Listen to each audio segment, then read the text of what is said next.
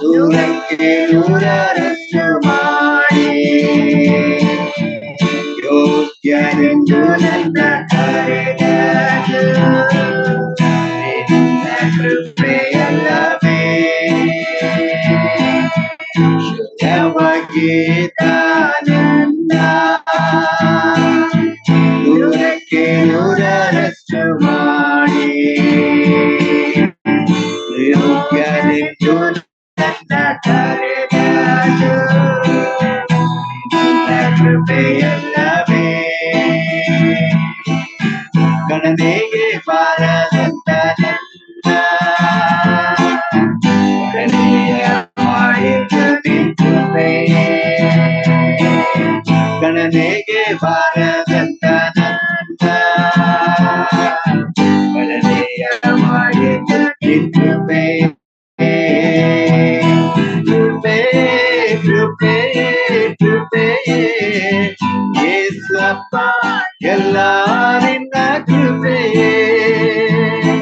ಕೃಪೆಯೇ ಕೃಪೆಯೇ ಕೃಪೆಯೇ ಯೇಸಪ್ಪ ಎಲ್ಲ ನಿನ್ನ ಕೃಪೆಯೇ.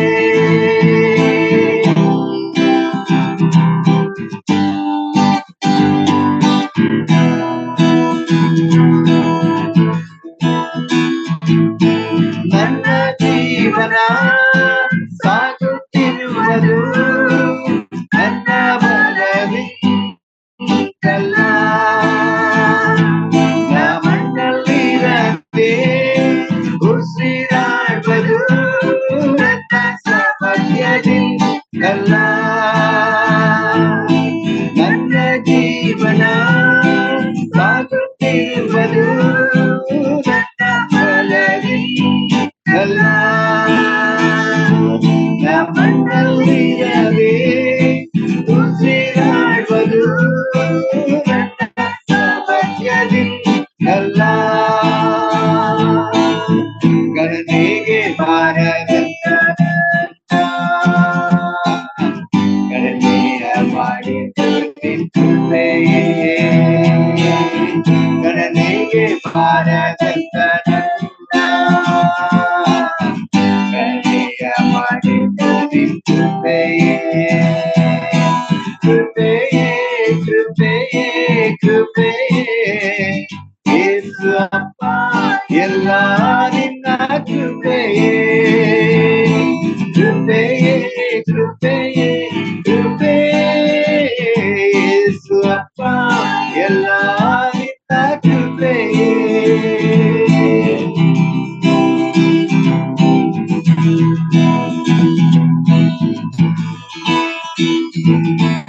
ನನ್ನ ಕುಟುಂಬ ನೆಮ್ಮದಿಯಾಗಿರುವುದು ನನ್ನ ಐಶ್ವರ್ಯದಿಂದಲ್ಲ. ಹಂತಲಾಗದ ಸಾಲ ಕಟ್ಟಿದ್ದು ನನ್ನ ಜ್ಞಾನದಿಂದಲ್ಲ. ನನ್ನ ಕುಟುಂಬ ನೆಮ್ಮದಿಯಾಗಿರುವುದು ನನ್ನ ಆದಾಯದಿಂದಲ್ಲ. ಹಂತಲಾಗದ ಸಾಲ ಕಟ್ಟಿದ್ದು ನನ್ನ ಜ್ಞಾನದಿಂದಲ್ಲ. ಗಣನೆಗೆ ಬಾರದಂತ ನನ್ನ ಗಣನೆಯ ಮಾಡಿದ್ದು ನಿನ್ನ ಕೃಪೆಯೇ. ಯಾವ ಗಣನೆಗೆ ಬಾರದಂತ ನನ್ನ ಗಣನೆಯ ಮಾಡಿದ್ದು ನಿನ್ನ ಕೃಪೆಯೇ. ಕೃಪೆಯೇ ಕೃಪೆಯೇ ಕೃಪೆಯೇ ಯೇಸಪ್ಪ ಎಲ್ಲ ನಿನ್ನ ಕೃಪೆಯೇ. ಕೃಪೆಯೇ ಕೃಪೆಯೇ ಕೃಪೆಯೇ ಯೇಸಪ್ಪ ಎಲ್ಲ ನಿನ್ನ ಕೃಪೆಯೇ. ಯೇಸಪ್ಪ ಎಲ್ಲ ನಿನ್ನ ಕೃಪೆಯೇ. ಯೇಸಪ್ಪ ಎಲ್ಲ ನಿನ್ನ ಕೃಪೆಯೇ.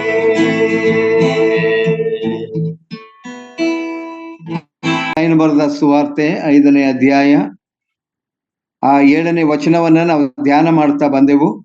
ಕರುಣೆಯುಳ್ಳವರು ಧನ್ಯರು, ಅವರು ಕರುಣೆ ಹೊಂದುವರು. ಮೊದಲನೇದಾಗಿ ಹಳೆ ಒಡಂಬಡಿಕೆಯಲ್ಲಿ ಯೋಸೇಫನನ್ನ ಕುರಿತು ಆತನಲ್ಲಿದ್ದಂತಹ ಪ್ರೀತಿ, ಕನಿಕರ, ಮಮತೆ ಎಲ್ಲವನ್ನ ನಾವು ಆ ಸಹೋದರರಿಗೆ ಆತನು ತೋರಿಸುವಂತದ್ದನ್ನ ನಾವು ನೆನಪು ಮಾಡ್ತಾ ಬಂದೆವು.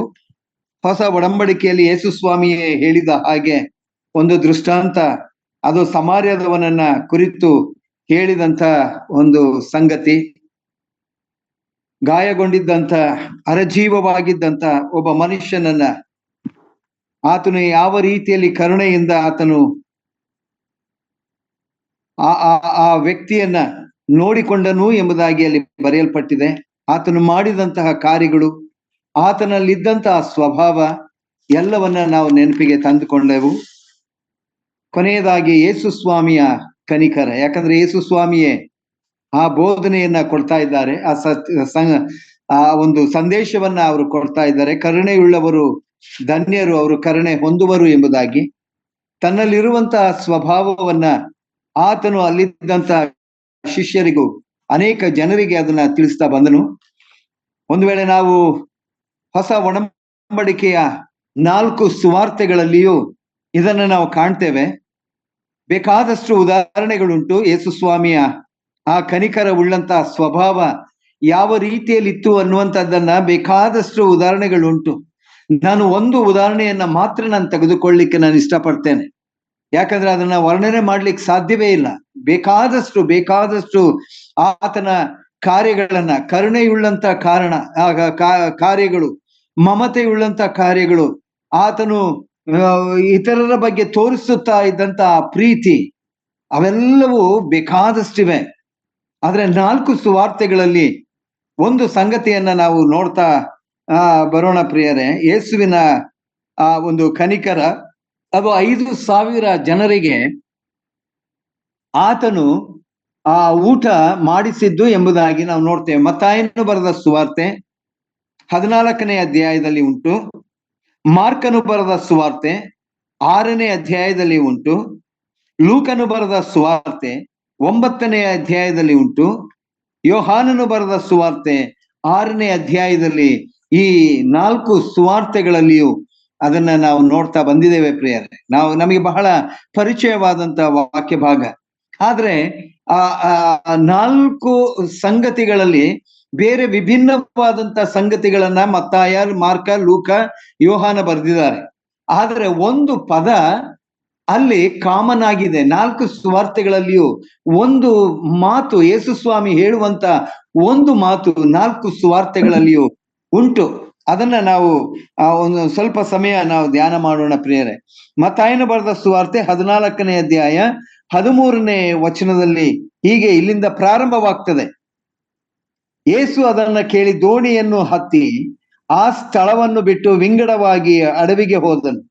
ಇದನ್ನು ಕೇಳಿದ ಜನರು ಗುಂಪು ಗುಂಪಾಗಿ ತಮ್ಮ ಊರುಗಳಿಂದ ಕಾಲು ನಡಿಗೆಯಿಂದ ಆತನ ಹಿಂದೆ ಬಂದರು. ಯೇಸು ಸ್ವಾಮಿಯನ್ನ ಹಿಂಬಾಲಿಸುತ್ತಾ ಇದ್ದಂತ ಜನರು, ಯೇಸು ಸ್ವಾಮಿಯ ಬೋಧನೆ, ಯೇಸು ಸ್ವಾಮಿಯ ಮಹತ್ ಕಾರ್ಯಗಳು, ಯೇಸು ಸ್ವಾಮಿಯ ಒಂದು ವೇಳೆ ಆತನು ಮಾಡುತ್ತಿದ್ದಂತ ಅನೇಕ ಸಂಗತಿಗಳು, ಇದು ಅನೇಕರನ್ನು ಆಕರ್ಷಿಸುವಂತ ಒಂದು ಕಾರ್ಯವಾಗಿತ್ತು. ಆತನ ಬೋಧನೆಯೇ ಅನೇಕರನ್ನ ಪರಿವರ್ತನೆ ಮಾಡುವಂತ ಬೋಧನೆಯಾಗಿತ್ತು. ಆತನು ಅನೇಕ ಅದ್ಭುತ ಕಾರ್ಯಗಳನ್ನ ಆತನು ಮಾಡ್ತಾ ಇದ್ದ. ಆತನ ಈ ಬೋಧನೆಯು ಶಾಸ್ತ್ರಿಗಳು ಹಾಗೂ ಫರಿಸಾಯರ ಬೋಧನೆ ಹಾಗೆ ಅಲ್ಲ. ಅದು ಒಂದು ರೀತಿ ವಿಭಿನ್ನವಾದಂತ ಒಂದು ರೀತಿಯಲ್ಲಿ ಆತನು ಮಾಡ್ತಾ ಇದ್ದನು. The personality of the Jesus Christ, ಅದು ಅತ್ಯಾಕರ್ಷಕವಾದಂತ ಒಂದು ಪರ್ಸನಾಲಿಟಿ. ಆತನ ವ್ಯಕ್ತಿತ್ವ ಅದ್ಭುತವಾದಂತ ಒಂದು ವ್ಯಕ್ತಿತ್ವ. ಆತನನ್ನು ನೋಡುವಾಗ, ಆತನ ಮಾತುಗಳನ್ನ ಕೇಳುವಾಗ ಏನೋ ಜನರಿಗೆ ಒಂದು ಆಕರ್ಷಣೀಯವಾದಂತ ಸಂಗತಿಗಳು. ಈ ನಡುವೆ ಅನೇಕರು ಆತನನ್ನ ಹಿಂಬಾಲಿಸುವಾಗ ಆತನಲ್ಲಿ ಯಾವ ತಪ್ಪುಗಳು ಉಂಟು ಎಂಬುದಾಗಿ ಕಂಡು ಹಿಡಿಯುವ ಹಾಗೆ ಅನೇಕರು ಹಿಂಬಾಲಿಸ್ತಾ ಇದ್ರು.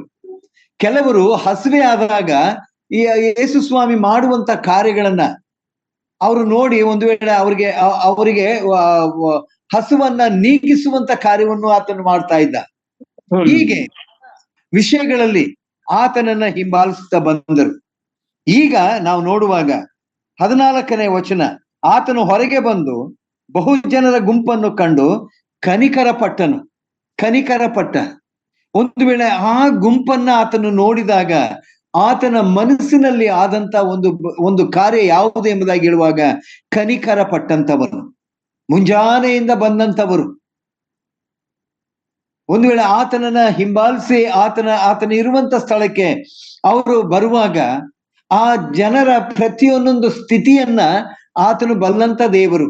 ನೋಡ್ರಿ, ಅಲ್ಲಿ ವಾಕ್ಯ ಹೇಳ್ತದೆ 5,000 ಜನರು ಎಂಬುದಾಗಿ ಅಲ್ಲಿ ಬರೆಯಲ್ಪಟ್ಟಿದೆ. 5,000 ಜನರನ್ನು ಒಂದೇ ರೀತಿಯಲ್ಲಿ ಪ್ರೀತಿ ಮಾಡುವಂತ ದೇವರು ಕರ್ತನೀತನಾಗಿದ್ದಾನೆ.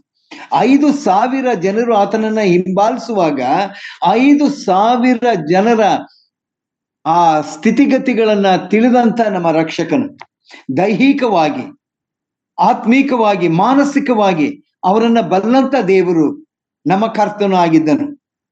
ಈಗ ಆತನು ಆ ಶಿಷ್ಯರಿಗೆ ಹೇಳ್ತಾನೆ, ಶಿಷ್ಯರ ಬಳಿಗೆ ಬಂದು, ಸಂಜೆ ಆಗಿದೆ, ಇದು ಅಡವಿ, ಈಗ ಹೊತ್ತು ಹೋಯ್ತು, ಈ ಗುಂಪಿಗೆ ಅಪ್ಪಣೆ ಕೊಡು. ಶಿಷ್ಯರು ಹೇಳ್ತಾರೆ, ಇದು ಅಡವಿ, ಈಗ ಹೊತ್ತು ಹೋಗಿದೆ, ಈ ಗುಂಪಿಗೆ ಅಪ್ಪಣೆ ಕೊಡು, ಅವರು ಹಳ್ಳಿ ಪಳ್ಳಿಗೆ ಹೋಗಿ ಆಹಾರ ಪದಾರ್ಥಗಳನ್ನ ಕೊಂಡುಕೊಳ್ಳಲಿ ಎಂದು ಹೇಳಿದರು.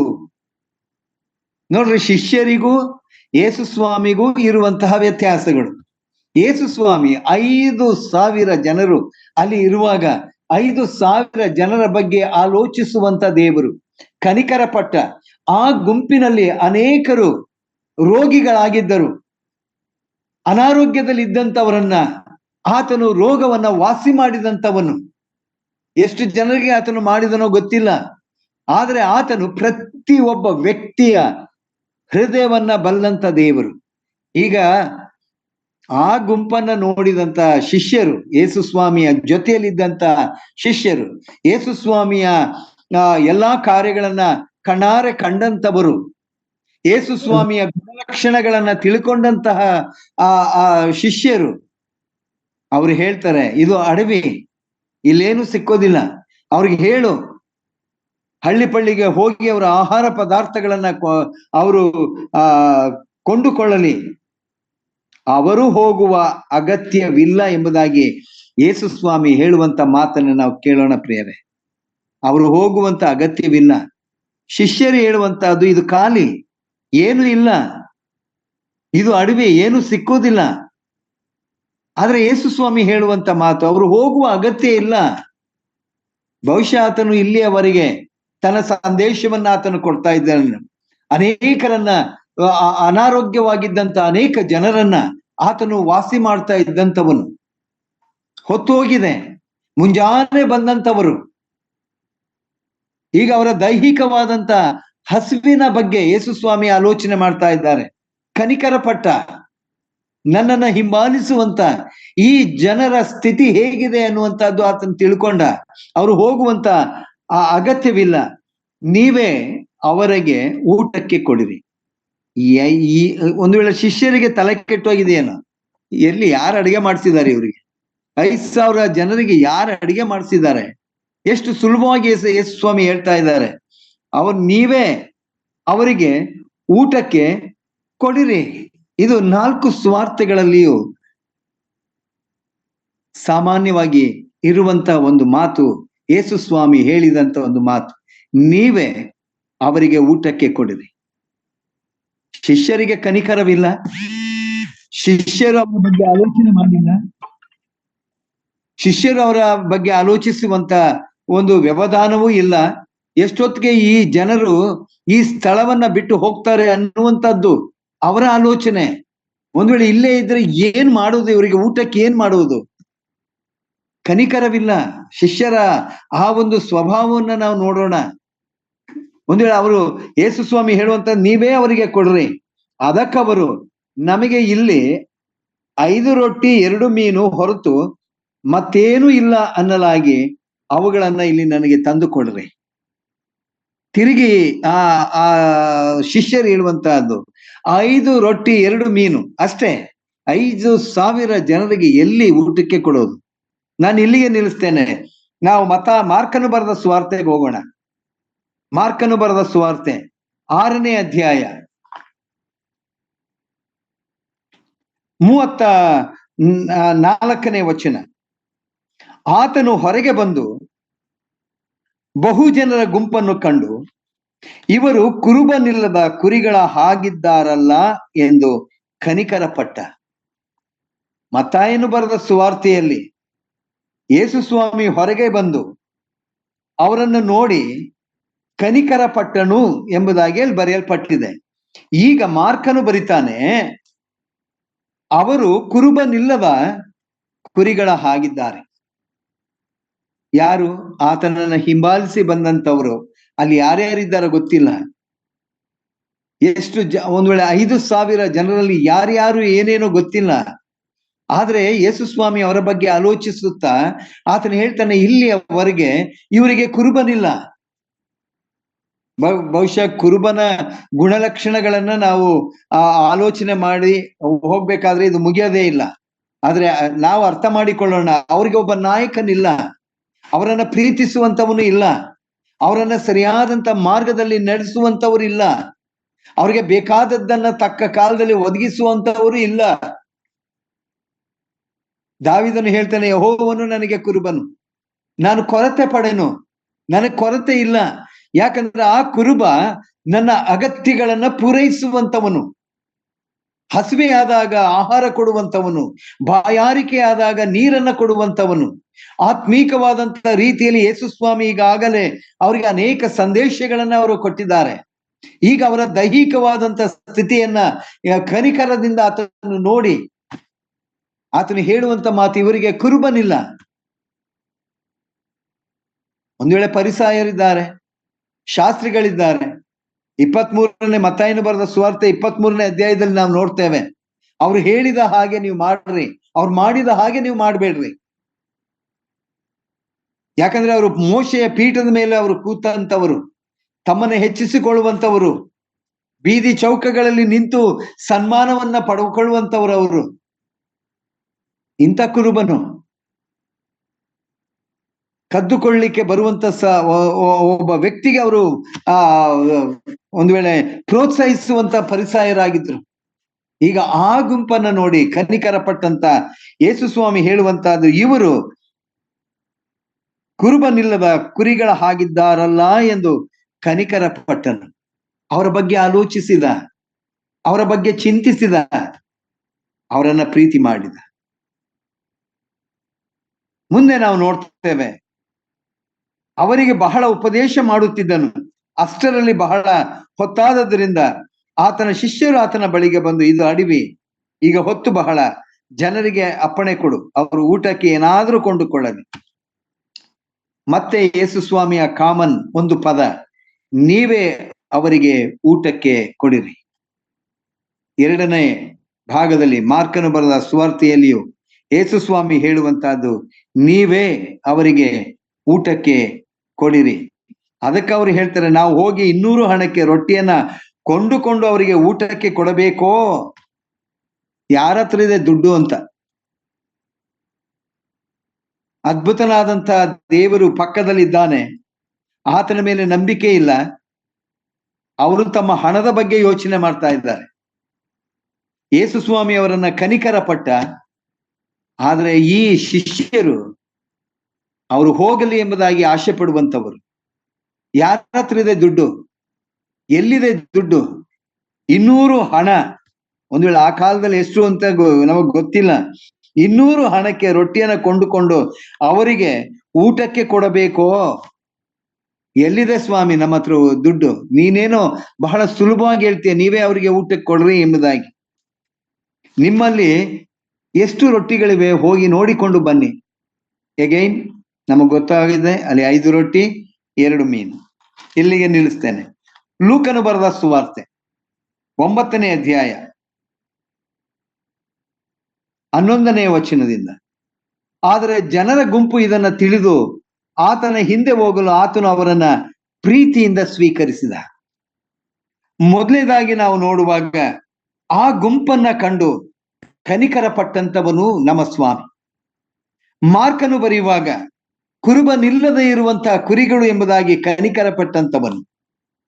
ಮೂರನೇದಾಗಿ ನಾವು ಲೂಕನು ಬರೆಯುವಾಗ ಆತನು ಹೇಳ್ತಾನೆ, ಆ ಗುಂಪನ್ನ ಆತನು ನೋಡಿ ತಿಳಿದು ಆತನ ಹಿಂದೆ ಹೋಗಲು ಅವರನ್ನ ಪ್ರೀತಿಯಿಂದ ಸ್ವೀಕರಿಸಿ ದೇವರ ರಾಜ್ಯದ ವಿಷಯವಾಗಿ ಅವರ ಸಂಗಡ ಮಾತಾಡಿದ. ಬೇಸರಿಕೆ ಪಟ್ಟುಕೊಳ್ಳದೆ ಇರುವಂತ ಸ್ವಾಮಿ. ಎಲ್ಲೋದ್ರೂ ಬಿಡೋದಿಲ್ವಲ್ಲ ಈ ನನ್ನನ್ನು ಹಿಂಬಾಲಿಸುವಂತ ಈ ಜನರಿಗೆ ನಾನು ಏನು, ಯಾವ ರೀತಿಯಲ್ಲಿ ಅವರಿಗೆ ನಾನು ಸಹಾಯ ಮಾಡಲಿ ಯಾವತ್ತೂ ಅಂದುಕೊಳ್ಳದೆ ಇರುವಂತ ನಮ್ಮ ಕರ್ತನು ಪ್ರೀತಿಯಿಂದ ಆತನಲ್ಲಿದ್ದಂತ ಆ ಕರುಣೆ, ಆ ಮಮತೆ, ಆ ಪ್ರೀತಿ ಆ ಜನರ ಮೇಲೆ ಆತನು ತೋರಿಸಿದಂಥವನು ಆತನಾಗಿದ್ದಾನೆ. ದೇವರ ರಾಜ್ಯದ ವಿಷಯವಾಗಿ ಅವರ ಸಂಗಡ ಮಾತಾಡಿ ಕ್ಷೇಮ ಬೇಕಾದವರಿಗೆ ವಾಸಿ ಮಾಡಿದನು. ಎಗೈನ್ ನೀವೇ 13ನೇ ವಚನ, ನೀವೇ ಅವರಿಗೆ ಊಟಕ್ಕೆ ಕೊಡಿರಿ. ಶಿಷ್ಯರಿಗೆ ಹೇಳ್ತಾರೆ, ಶಿಷ್ಯರು ಹೇಳ್ತಾರೆ, ನಮ್ಮಲ್ಲಿ 5 ರೊಟ್ಟಿ 2 ಮೀನು ಹೊರತು ಹೆಚ್ಚೇನು ಇಲ್ಲ. ನಾವು ಹೋಗಿ ಈ ಜನರಿಗೆಲ್ಲ ಆಹಾರವನ್ನ ಕೊಂಡುಕೊಳ್ಳಬೇಕೋ? ಎಗೈನ್ ಶಿಷ್ಯರ ಸ್ವಭಾವ, ಶಿಷ್ಯರಲ್ಲಿದ್ದಂತಹ ಮಾತುಗಳು. ಯೋಹಾನನು ಬರೆದ ಸುವಾರ್ತೆ 6ನೇ ಅಧ್ಯಾಯ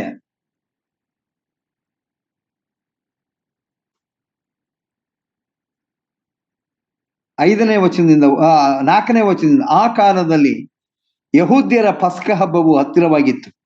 ಹೀಗಿರಲಾಗಿ ಯೇಸು ಕಣ್ಣೆತ್ತಿ ನೋಡಿದಾಗ ಬಹುಜನರ ಗುಂಪು ತನ್ನ ಬಳಿಗೆ ಬರುವುದನ್ನು ಕಂಡು, ಇವರ ಊಟಕ್ಕೆ ನಾವು ಎಲ್ಲಿಂದ ರೊಟ್ಟಿ ಕೊಂಡು ತರೋಣ ಎಂದು ಫಿಲಿಪ್ಪನನ್ನ ಕೇಳಿದನು. ಒಬ್ಬ ಶಿಷ್ಯನನ್ನ ಯೇಸು ಸ್ವಾಮಿ ಆತನು ಕೇಳ್ತಾನೆ. ಆ ಜನರನ್ನ ಆತನು ಕಂಡ. ಮತ್ತಾಯನು ಬರೆದ ಸುವಾರ್ತೆ ಕನಿಕರ ಪಟ್ಟ, ಮಾರ್ಕನು ಬರೆದ ಸುವಾರ್ತೆ ಕುರುಬನಿಲ್ಲದ ಕುರಿಗಳು ಎಂಬುದಾಗಿ ಅಂದ, ಲೂಕನು ಬರೆದ ಸುವಾರ್ತೆ ಪ್ರೀತಿಯಿಂದ ಆತನನ್ನ ಸ್ವೀಕರಿಸಿದ, ಯೋಹಾನನು ಬರೆಯುವಾಗ ಯೇಸು ಸ್ವಾಮಿ ಫಿಲಿಪ್ಪನನ್ನ, ತನ್ನ ಶಿಷ್ಯರಲ್ಲಿ ಒಬ್ಬನಾದಂತ ಫಿಲಿಪ್ಪನನ್ನ ಕೇಳ್ತಾನೆ, ಇವರ ಊಟಕ್ಕೆ ನಾವು ಎಲ್ಲಿಂದ ರೊಟ್ಟಿ ಕೊಂಡು ತರೋಣ ಎಂದು ಫಿಲಿಪ್ಪನನ್ನ ಕೇಳಿದನು. ತಾನು ಮಾಡಬೇಕೆಂದದ್ದು ತನಗೆ ತಿಳಿದಿದ್ದರು ಅವನನ್ನ ಪರೀಕ್ಷಿಸುವುದಕ್ಕಾಗಿ ಈ ಮಾತನ್ನ ಆತನು ಹೇಳಿದ. ಈಗ ಯೋಹಾನನು ಹೇಳುವ ಹಾಗೆ ತನ್ನ ಶಿಷ್ಯರನ್ನ ಆತನು ಪರೀಕ್ಷೆ ಮಾಡ್ತಾ ಇದ್ದಾನೆ. ಈ 5,000 ಜನರಿಗೆ ಯೇಸು ಸ್ವಾಮಿ ಊಟಕ್ಕೆ ಏನು ಮಾಡಬೇಕೆಂಬುದಾಗಿ ಆತನಿಗೆ ಗೊತ್ತುಂಟು. ಅಲ್ಲಿ 5 ರೊಟ್ಟಿ 2 ಮೀನು ಇದೆ ಎಂಬುದಾಗಿ ಆತನಿಗೆ ಗೊತ್ತುಂಟು. ಯಾಕಂದ್ರೆ ಆತನು ಸರ್ವಜ್ಞಾನಿ. ವರ್ತಮಾನ ಭೂತ ಭವಿಷ್ಯತ್ ಕಾಲಗಳಲ್ಲಿ ಇರುವ ಆತನಿಗೆ ಮುಚ್ಚು ಮರೆಯಾದದ್ದು ಒಂದೂ ಇಲ್ಲ. ಎಲ್ಲವೂ ಆತನಿಗೆ ಗೊತ್ತಿದೆ. ಆದರೆ ತನ್ನ ಶಿಷ್ಯರನ್ನ ಆತನು ಪರೀಕ್ಷೆ ಮಾಡ್ಲಿಕ್ಕಾಗಿ, ನೋಡ್ರಿ, ಬೆಟ್ಟದ ಮೇಲೆ ಆತನು ಪರ್ವತ ಪ್ರಸಂಗವನ್ನ ಮಾಡುವಾಗ ಪ್ರಾಮುಖ್ಯವಾಗಿ ಈತನು ಕೊಡುವಂತ ಸಂದೇಶ ತನ್ನ ಶಿಷ್ಯರು ಅದನ್ನ ತಿಳ್ಕೊಳ್ಬೇಕಾಗಿದೆ ಎಂಬುದಾಗಿ ಆತನು ಆಲೋಚನೆ ಮಾಡಿದಂಥವನು.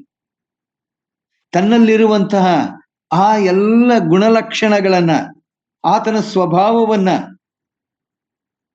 ಆ ಶಿಷ್ಯರು ಅದು ಪಡ್ಕೊಳ್ಬೇಕೆಂಬುದಾಗಿಯೇ ಯೇಸು ಸ್ವಾಮಿಯ ಬೋಧನೆಯನ್ನ ಆತನು ಕೊಡ್ತಾ ಇದ್ದ. ತನ್ನಲ್ಲಿರುವಂತ ಆ ಪ್ರೀತಿ, ಆ ಮಮತೆ, ಆ ಕರುಣೆ ಎಲ್ಲರ ಮೇಲೆ ಆತನು ತೋರಿಸಬೇಕೆಂಬುದಾಗಿ ಶಿಷ್ಯರಿಗೆ ಆತನು ಹೇಳುವಂತ. ಈಗ ಫಿಲಿಪ್ಪನಿಗೆ ಆತನು ಕೇಳುವಾಗ ಈ ಜನರಿಗೆ ನಾವು ಎಲ್ಲಿಂದ ನಾವು ರೊಟ್ಟಿ ತಂದು ಕೊಡೋಣ? ತನಗೆ ಗೊತ್ತಿದೆ ನಾನು ಏನು ಮಾಡ್ಬೇಕೆಂಬುದಾಗಿ ಆತನಿಗೆ ಗೊತ್ತಿದೆ. ಫಿಲಿಪ್ಪನನ್ನ ಆತನು ಪ್ರಶ್ನೆ ಮಾಡುವಂತದ್ದು ಆತನನ್ನ ಪರೀಕ್ಷೆ ಮಾಡ್ಲಿಕ್ಕಾಗಿ. ಅದಕ್ಕೆ ಫಿಲಿಪ್ಪನು 7ನೇ ವಚನ, ಒಬ್ಬೊಬ್ಬನಿಗೆ ಸ್ವಲ್ಪ ಸ್ವಲ್ಪ ಸಿಕ್ಕಬೇಕಾದರೆ 200 ಹಣದ ರೊಟ್ಟಿಯಾದರೂ ಸಾಲದು ಅಂದನು. ಆಗ ಆತನ ಶಿಷ್ಯರಲ್ಲಿ ಒಬ್ಬನಾಗಿರುವ ಸೀಮೋನ್ ಪೇತ್ರನ ತಮ್ಮನಾದ ಆಂದ್ರೆಯನು ಅವನಿಗೆ, ಇಲ್ಲಿರುವ ಒಬ್ಬ ಹುಡುಗನ ಬಳಿಯಲ್ಲಿ 5 ರೊಟ್ಟಿ 5 ಜವೆ ಗೋಧಿಯ ರೊಟ್ಟಿಗಳು 2 ಮೀನುಗಳು ಇವೆ. ಆದರೆ ಎಷ್ಟು ಜನರಿಗೆ ಅವು ಯಾತಕ್ಕಾದವು? ಏನೋ ಒಬ್ಬ ವ್ಯಕ್ತಿ ತಂದಿದ್ದಾನೆ, ಅವನಿಗೆ ಸಾಕು, ಬಾಕಿಯವ್ರ ಸಮಾಚಾರ ನಮ್ಗೆ ಯಾಕೆ ಅಂತ. ಕಳ್ಸು ಸ್ವಾಮಿ, ಇವ್ರನ್ನ ಹೋಗ್ಲಿ, ಬೇರೆ ಕಡೆ ಹೋಗ್ಲಿ, ಅವರಲ್ಲಿ ಅಟ್ಲೀಸ್ಟ್ ಆತನಲ್ಲಿದ್ದಂತ ಆ ಕನಿಕರ, ಆತ ಕರುಣೆ 1% ಈ ಶಿಷ್ಯರಲ್ಲಿ ಇಲ್ಲದೆ ಇರುವಂತದ್ದನ್ನು ನಾವು ಕಾಣ್ತಾ ಇದ್ದೇವೆ ಪ್ರಿಯರೇ. ಯೇಸು ಸ್ವಾಮಿ ಹೇಳ್ತಾರೆ, ಮತ್ತೆ ಈ ಜನರನ್ನ ಊಟಕ್ಕೆ ಕೂರಿಸ್ರಿ, ಅವರನ್ನ ಕೂರಿಸ್ರಿ. ಪ್ರಿಯರೇ, ಇವತ್ತು ನಮ್ಮನ್ನ ನೆನಪು ಮಾಡಿಕೊಳ್ಳೋಣ. ದೇವರು ನಮ್ಮನ್ನ ಆತನು ಆರಿಸಿಕೊಂಡಿದ್ದಾನೆ. ಫಿಲಿಪಿಯವರಿಗೆ ಬರೆದ ಪತ್ರಿಕೆ 2ನೇ ಅಧ್ಯಾಯದಲ್ಲಿ ನಾವು ನೋಡ್ತೇವೆ, ಕ್ರಿಸ್ತನಲ್ಲಿರುವ ಆ ಮನಸ್ಸು ನಿಮ್ಮಲ್ಲಿಯೂ ಇರಲಿ, ಪೌಲನು ಬರೀತಾನೆ. ಫಿಲಿಪಿಯವರಿಗೆ ಬರೆದ ಪತ್ರಿಕೆ ಒಂದ್ಸಲ ಅದನ್ನ ನಾವು ನೋಡ್ಬಿಡೋಣ. ಫಿಲಿಪಿಯವರಿಗೆ ಬರೆದ ಪತ್ರಿಕೆ 2ನೇ ಅಧ್ಯಾಯ 5ನೇ ವಚನ, ಕ್ರಿಸ್ತ ಯೇಸುವಿನಲ್ಲಿದ್ದಂತ ಮನಸ್ಸು ನಿಮ್ಮಲ್ಲಿಯೂ ಇರಲಿ. ನಾವು ಆತನನ್ನ ರಕ್ಷಕನಾಗಿ ಅಂಗೀಕರಿಸಿಕೊಂಡಿದ್ದೇವೆ. ಆತನು ನಮ್ಮ ರಕ್ಷಕನು ಎಂಬುದಾಗಿ ನಾವು ಅಂದುಕೊಳ್ಳುವಾಗ, ನಾವು ಆತನನ್ನ ಹಿಂಬಾಲಿಸುವಂತವರು ಅಂದುಕೊಳ್ಳುವಾಗ, ಕರ್ತನು ಆತನು ಹೇಳುವಂತಹ ಅನೇಕ ಸಂಗತಿಗಳು ನನ್ನಲ್ಲಿ ನಮ್ಮಲ್ಲಿ ಅದು ಇರಬೇಕಾದದ್ದು, ಅದು ಪ್ರಾಮುಖ್ಯವಾದಂತ ಸಂಗತಿ. ಶಿಷ್ಯರನ್ನ ಆತನು ಆರಿಸಿಕೊಂಡ, ಬನ್ನಿರಿ, ನಿಮ್ಮನ್ನ ಮನುಷ್ಯರನ್ನ ಹಿಡಿಯುವಂತ ಬೆಸರನ್ನಾಗಿ ನಾನು ಮಾಡ್ತೇನೆ ಎಂಬುದಾಗಿ. ಹೌದು, ಆ ಸಮಯದಲ್ಲಿ ಅವರು ತಮ್ಮ ಬದುಕನ್ನೇ ಅವರು ಬಿಟ್ಟು ಬಂದ್ರು, ತಮ್ಮ ಬಂಧು ಬಳಗವನ್ನ ಅವರು ಬಿಟ್ಟು ಬಂದ್ರು, ಯೇಸು ಸ್ವಾಮಿಯನ್ನ ಹಿಂಬಾಲಿಸ್ತಾ ಇದ್ದಾರೆ. ಏಕ್ದಮ್ ಅವರಿಗೆ ಎಲ್ಲವನ್ನ ಮಾಡ್ಲಿಲ್ಲ ಯೇಸು ಸ್ವಾಮಿ. ತಾನು ಮಾಡುವಂತ ಕಾರ್ಯಗಳನ್ನ ಅವರು ಕಣ್ಣಾರೆ ಕಾಣಬೇಕು, ತಾನು ಮಾಡುತ್ತಿದ್ದಂತಹ ಈ ಕಾರ್ಯಗಳು ಎಂಥದ್ದು ಎಂಬುದಾಗಿ ಅವರು ತಿಳ್ಕೊಳ್ಬೇಕಾಗಿದೆ. ಆತನ ಬೋಧನೆಯನ್ನ ಅವರು ಕೇಳಬೇಕು ಎಂಬುದಾಗಿ ಬಯಸಿದಂಥವನು, ಅಲ್ಲಿಯವರೆಗೂ ತಂದೆಯಾದ ದೇವರ ರಾಜ್ಯವನ್ನ ಕುರಿತು ಹೊಸದಾಗಿ ಆತನು ಪ್ರಾರಂಭ ಮಾಡುವಂತಹ ಸೇವೆಯಲ್ಲಿ ಅನೇಕ ಸಂಗತಿಗಳನ್ನ ಇವರು ಅರ್ಥ ಮಾಡಿಕೊಳ್ಬೇಕೆಂಬುದಾಗಿ ಯೇಸು ಸ್ವಾಮಿ ಬಯಸಿದಂಥವನು. ಯಾಕಂದರೆ ಆತನು ಈ ಲೋಕವನ್ನ ಬಿಟ್ಟು ಹೋಗುವಾಗ ಆ ಜವಾಬ್ದಾರಿಯನ್ನ ತನ್ನ ಶಿಷ್ಯರು ಹೊರಬೇಕೆಂಬುದಾಗಿ ಬಯಸಿದಂಥವನು. ಈ 4 ಸುವಾರ್ತೆಗಳಲ್ಲಿ ಅವರಿಗೆ ಊಟಕ್ಕೆ ಕೂರಿಸ್ರಿ ಎಂಬುದಾಗಿ ಯೇಸು ಸ್ವಾಮಿ ಯಾವ ಭಾವನೆಯನ್ನ ಇಟ್ಟು ಆತನು ಹೇಳಿದನು ಎಂಬುದಾಗಿ ನಾವು ನೆನಪು ಮಾಡುವಾಗ, ಸರ್ವಶಕ್ತನು ಆತನ ಎಲ್ಲವನ್ನ ಸಕಾಲದಲ್ಲಿ ಒದಗಿಸುವ ಆತನು, ಆ ನಂಬಿಕೆ ಇರಬೇಕಾಗಿತ್ತು. 2ನೇದಾಗಿ ಆ ಗುಂಪಿನ ಮೇಲೆ ಅವರಿಗೆ ಪ್ರೀತಿ, ಮಮತೆ, ಕರುಣೆ ಇರಬೇಕಾಗಿತ್ತು.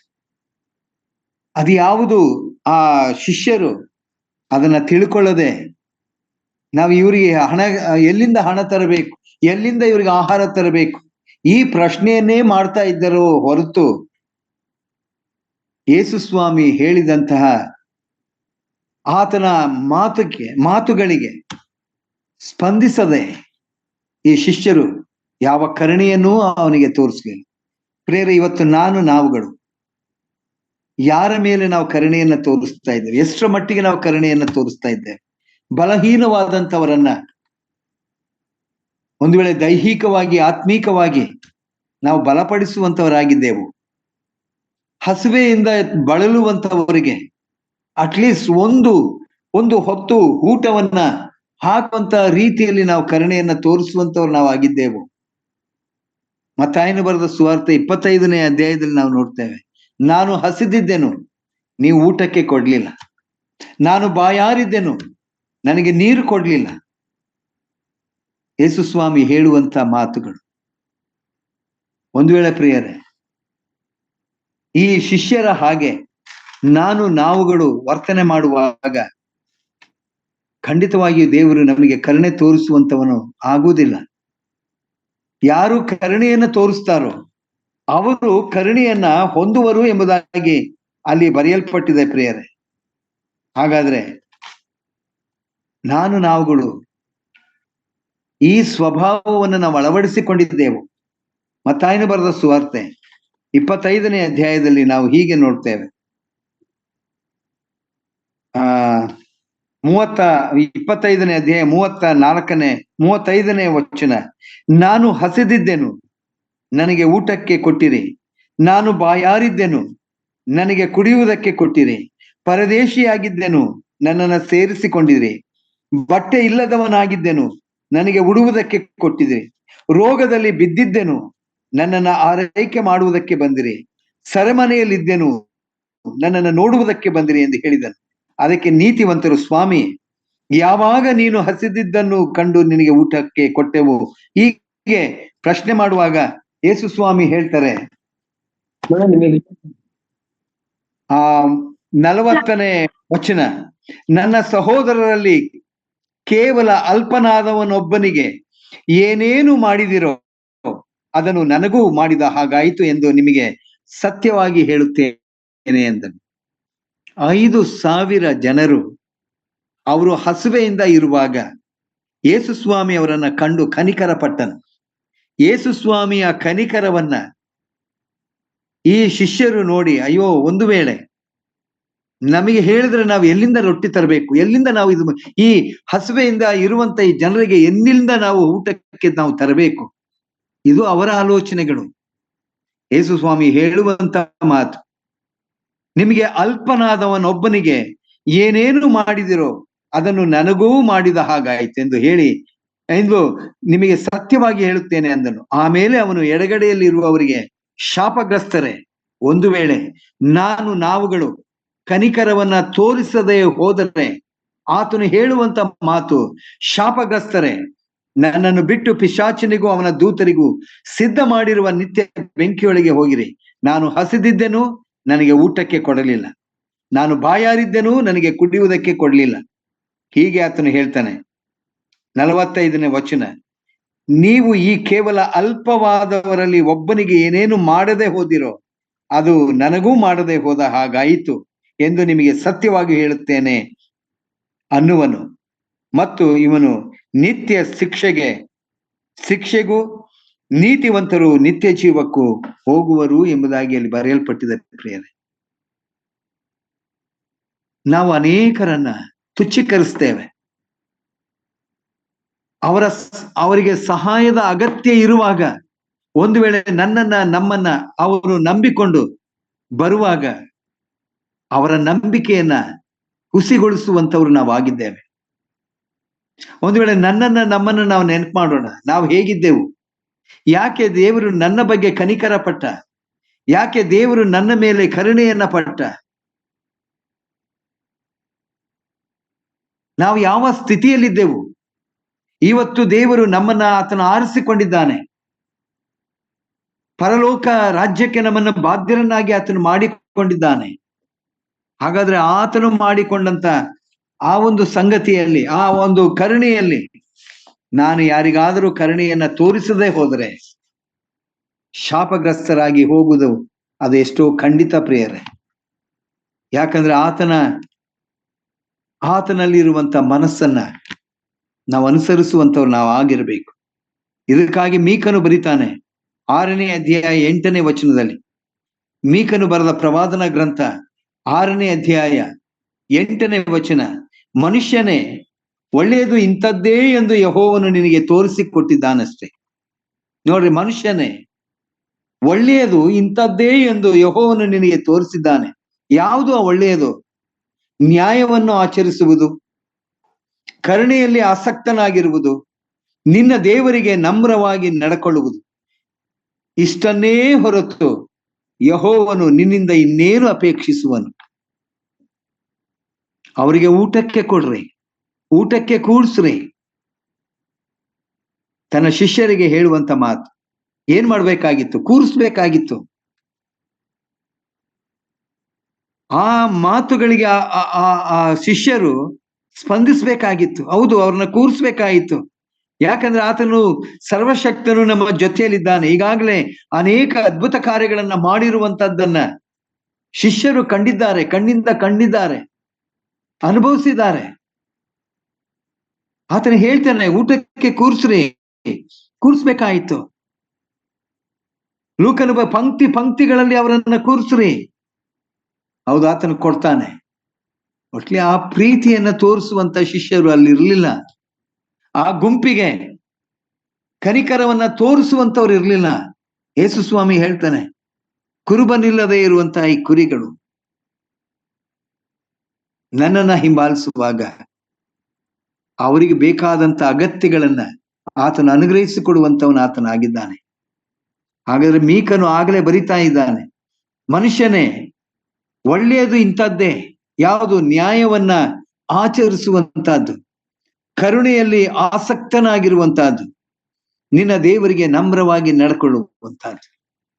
ಒಬ್ಬ ಮನುಷ್ಯನಲ್ಲಿ, ಒಬ್ಬ ಕ್ರಿಸ್ತನಲ್ಲಿ, ಒಬ್ಬ ವಿಶ್ವಾಸಿಯಲ್ಲಿ ಇರಬೇಕಾದಂತ ಸಂಗತಿಗಳು ಮೀಕನು ಬರೆಯುವಾಗ, ಹೌದು ಪ್ರೇರ, ಇನ್ನೇನು ಆತನು ಬಯಸುವಂತವನಲ್ಲ. ಆತನು ತೋರಿಸುವಂತ ಪ್ರೀತಿ, ತೋರಿಸುವಂತ ಮಮತೆಯನ್ನ ನಾವು ತಿಳ್ಕೊಳ್ಬೇಕಾಗಿದೆ ಪ್ರೇರ. ಹಾಗಾದ್ರೆ ಮತ್ತಾಯನು ಬರೆಯುವಾಗ ಆ ಆ ಕುರಿಗಳು ಹೇಗಿದ್ದವು ಎಂಬುದನ್ನ ನಾವು ನೆನಪು ಮಾಡುವಂತವ್ರು ನಾವಾಗಿದ್ದೇವೆ. ಯಾರು ಆ ಗುಂಪಿನಲ್ಲಿ ಇದ್ದಂಥವರು? ರೋಗಿಗಳಿದ್ದಾರೆ, ಒಂದು ವೇಳೆ ಕೈಲಾಗದೇ ಇರುವಂತವರಿದ್ದಾರೆ, ಹಸುವೆಯಿಂದ ಬಳಲ್ತಾ ಇದ್ದಾರೆ. ಯೇಸು ಸ್ವಾಮಿ ತೋರಿಸುವಂತ ಆ ಪ್ರೀತಿ ನೋಡ್ರಿ. ಕೊನೆಯದಾಗಿ ಅವರೆಲ್ಲರೂ, ಆ ಮತ್ತಾಯನು ಬರೆದ ಸುವಾರ್ತೆ 14ನೇ ಅಧ್ಯಾಯ 20ನೇ ವಚನ, ಅವರೆಲ್ಲರೂ ಊಟ ಮಾಡಿ ತೃಪ್ತರಾದರು. ಆತನ ಕನಿಕರ, ಆತನ ಪ್ರೀತಿ ಅವರನ್ನ ತೃಪ್ತಿಪಡಿಸಿದೆ. ದೇವರ ರಾಜ್ಯವನ್ನ ಕುರಿತು ತಿಳಿಯದೇ ಇರುವಂತ ಸಂಗತಿಗಳನ್ನ ಆತ್ಮೀಕವಾಗಿ ತುಂಬಿಸಿದಂತ ದೇವರು ಈಗ ದೈಹಿಕವಾಗಿಯೂ ಅವರನ್ನ ತೃಪ್ತಿಪಡಿಸಿದಂತ ದೇವರು ಈ ಜವಾಬ್ದಾರಿಯನ್ನ ನಮಗೆ ಆತನು ಕೊಟ್ಟಿದ್ದಾನೆ. ನಮಗೆ ಸಭೆಯನ್ನ ಆತನು ಕೊಟ್ಟಿದ್ದಾನೆ. ಅನೇಕರು ಇಂಥ ಒಂದು ಸ್ಥಿತಿಯಲ್ಲಿರುವಾಗ ಆತ್ಮೀಕವಾಗಿಯೂ ಅವರನ್ನ ದೈಹಿಕವಾಗಿಯೂ ಬಲಪಡಿಸುವಂತಹ ಆ ಒಂದು ಸಂಗತಿ ನಮಗೆ ಅದು ಜವಾಬ್ದಾರಿಯಾಗಿ ಆತನು ಕೊಟ್ಟಿದ್ದಾನೆ ಪ್ರಿಯರೇ. ಇತರರ ಮೇಲೆ ಕರುಣೆಯನ್ನ ತೋರಿಸ್ರಿ, ಅವರು ಕರುಣೆಯನ್ನ ಹೊಂದುವರು ಎಂಬುದಾಗಿ. ನಾನು ಕರುಣೆ ತೋರಿಸುವಾಗ ನನ್ನ ದೇವರು, ನನ್ನ ಕರ್ತನು ನನ್ನ ಬಗ್ಗೆ ಆತನು ಪ್ರೀತಿಯನ್ನ, ಕರುಣೆಯನ್ನ ತೋರಿಸುವಂತವನು ಆತನಾಗಿದ್ದಾನೆ. ನಾವು ತೋರಿಸದೇ ಹೋದರೆ ವಾಕ್ಯ ಹೇಳ್ತದೆ, ನೀವು ಶಾಪಗ್ರಸ್ತರೇ ಎಂಬುದಾಗಿ. ಒಬ್ಬ ಅಲ್ಪನಾದವನಿಗೆ ನೀವು ಏನೇನು ಮಾಡಿದಿರೋ ಅದೆಲ್ಲ ನನಗೆ ಮಾಡಿದ ಹಾಗೆ ಈ ಜವಾಬ್ದಾರಿಯನ್ನು ಆತನು ನಮಗೆ ಆತನು ಕೊಟ್ಟಿದ್ದಾನೆ ಪ್ರಿಯರೇ.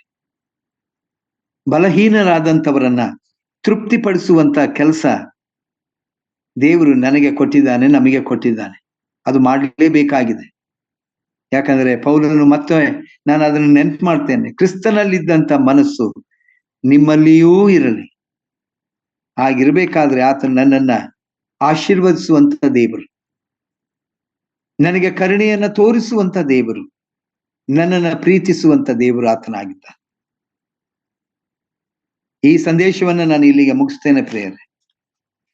ಯೋಸೇಫನನ್ನು ನಾವು ಉದಾಹರಣೆಯಾಗಿ ನೋಡುವಾಗ ಆತನನ್ನ ಹಗೆ ಮಾಡಿದಂತ ಆತನ ಸಹೋದರರಿಗೆ ಆತನು ಕನಿಕರವನ್ನ ತೋರಿಸಿದಂಥವನು, ಕಣ್ಣೀರನ್ನ ಸುರಿಸಿದಂಥವನು. ಆ ಪ್ರೀತಿ, ಆ ಮಮತೆ, ಒಂದು ವೇಳೆ ಅವರು ಮಾಡಿದಂತ ಎಲ್ಲ ಕಾರ್ಯಗಳನ್ನ ಆ ಕ್ಷಣದಲ್ಲಿ ಆತನು ಮರೆತು ಬಿಟ್ಟಂತವನಾಗಿದ್ದ.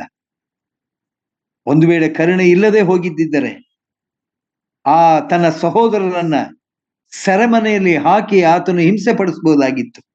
ಅಧಿಕಾರ ಇತ್ತು, ಅವನಿಗೆ ಅಧಿಕಾರ ಇತ್ತು. ಆದರೆ ಅಧಿಕಾರಕ್ಕಿಂತಲೂ ಆ ಪ್ರೀತಿ, ಆ ಕರುಣೆ, ಒಂದು ವೇಳೆ ಆ ಕರುಣೆಯೇ ಆತನನ್ನ ಉತ್ತುಂಗವಾದಂತ ಸ್ಥಿತಿಗೆ ದೇವರು ತಂದನು. ಫರೋಹನನ ಪಕ್ಕದಲ್ಲಿ ಕೂರಿಸುವಂತ ಸರ್ವಾಧಿಕಾರಿಯಾದಂತ ಹುದ್ದೆಗೆ ದೇವರು ಆತನನ್ನು ನಡೆಸಿದನು. ಎರಡನೇದಾಗಿ ನಾವು ನೋಡುವಾಗ ಆ ಯಾಜಕನು, ಲೇವಿಯನು ದೇವರ ಸನ್ನಿಧಾನದಲ್ಲಿ ಕಳೆಯುವಂತವರು, ದೇವರ ಪ್ರೀತಿಯನ್ನ ಕಂಡುಕೊಂಡಂತವರು, ದೇವರ ಸೇವೆಯನ್ನ ಮಾಡುತ್ತಾ ಇದ್ದಂಥವರು ಆ ಗಾಯಾಳುವಿಗೆ ಕರುಣೆಯನ್ನ ತೋರಿಸದೆ ಹೋದ್ರು. ಆದ್ರೆ ಒಬ್ಬ ಸಮಾರ್ಯದವನು, ದೇವರನ್ನು ಅರಿಯದೇ ಇದ್ದಂಥವನು, ಆತನಲ್ಲಿದ್ದಂತಹ ಕರುಣೆ ಆ ಗಾಯಾಳುವನ್ನ ಯಾವ ರೀತಿಯಲ್ಲಿ ಆತನು ಚಿಕಿತ್ಸೆಗೆ ಒಳಪಡಿಸಿದ, ತನ್ನ ಪ್ರೀತಿ ತನ್ನ ಕರುಣೆಯನ್ನ ಆತನಿಗೆ ತೋರಿಸಿದ, ಹಣವನ್ನ ಕೊಟ್ಟ, ಆತನ ಆರೋಗ್ಯವನ್ನ ಆತನು ನೋಡಿಕೊಳ್ಳುವ ಹಾಗೆ ಛತ್ರಕ್ಕೆ ಆತನು ಕರ್ಕೊಂಡು ಹೋದ, ಆತನ ಕಾರ್ಯ ಮಾಡಿದ. ನಮ್ಮ ಸ್ವಾಮಿ ನಮ್ಮನ್ನ ನೋಡಿ ಕನಿಕರ ಪಟ್ಟನು. ಕುರುಬನಿಲ್ಲದೆ ಇರುವಂತ ಕುರಿಗಳು ಎಂಬುದಾಗಿ ನಮ್ಮನ್ನ ಅಂದುಕೊಂಡ, ನನಗೆ ಕರುಣೆಯನ್ನ ತೋರಿಸಿದ, ನನಗೆ ಪ್ರೀತಿಯನ್ನ ತೋರಿಸಿದ. ನಾವು ಆತನನ್ನ ಹಿಂಬಾಲಿಸುವವರಾಗಿರುವಾಗ ಇತರರನ್ನೂ ನಾವು ಆತನು ಮಾಡಿದ ಹಾಗೆ ಕರುಣೆಯನ್ನ ತೋರಿಸುವುದಾದ್ರೆ ದೇವರು ನಮಗೆ ಕೊಡುವಂತ ಆಶೀರ್ವಾದ, ಅತ್ಯಧಿಕವಾದಂತಹ ಬಹುಮಾನ ಆತನ ಜೊತೆಯಲ್ಲಿ ಜೀವಿಸುವಂತಹದ್ದು. ಈ ಸಂದೇಶ ಒಂದು ವೇಳೆ ಆತನು ತನ್ನ ಶಿಷ್ಯರಿಗೆ ಪ್ರಾಮುಖ್ಯವಾಗಿ ಆತನು ಕೊಟ್ಟಂತವನಾಗಿದ್ದಾನೆ. ಆ ಕನಿಕರವಿಲ್ಲದೆ ಇದ್ದಂತಹ ಸ್ಥಿತಿಯಲ್ಲಿದ್ದಂತಹ ಆ ಶಿಷ್ಯರು ತಿಳ್ಕೊಳ್ಳಬೇಕೆಂಬುದಾಗಿ ಈ ಕಾರ್ಯವನ್ನ ಆತನು ಮಾಡಿದ್ದಾನೆ. ಪ್ರಿಯರೇ, ಹೇಗೂ ಈ ಒಂದು ಕಾರ್ಯವು ನನ್ನಲ್ಲಿ, ಈ ಒಂದು ಸಂಗತಿಗಳು, ಈ ಉಪದೇಶ ನಮ್ಮಲ್ಲಿ ಕಾರ್ಯ ಮಾಡುವ ಹಾಗೆ ಕರ್ತನು ತಾನೇ ಈ ವಾಕ್ಯಗಳನ್ನ ನಮ್ಮ ಹೃದಯಕ್ಕೆ ಆಶೀರ್ವದಿಸಲಿ. ಆತನ ನಾಮಕ್ಕೆ ಸ್ತೋತ್ರವಾಗಲಿ. ಆಮೆನ್.